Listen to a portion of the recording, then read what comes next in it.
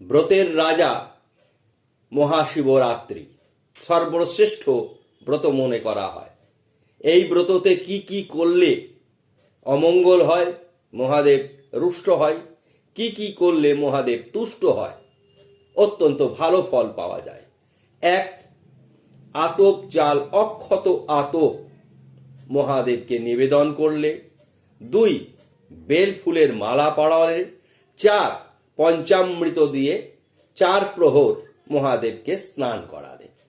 Bell ফুলের মালা অবশ্যই দেবেন। ধূত্র, আকন্দ এগুলি দিবেন, কিন্তু বেল ফুলের মালা অবশ্যই দেবেন। কি করবেন না?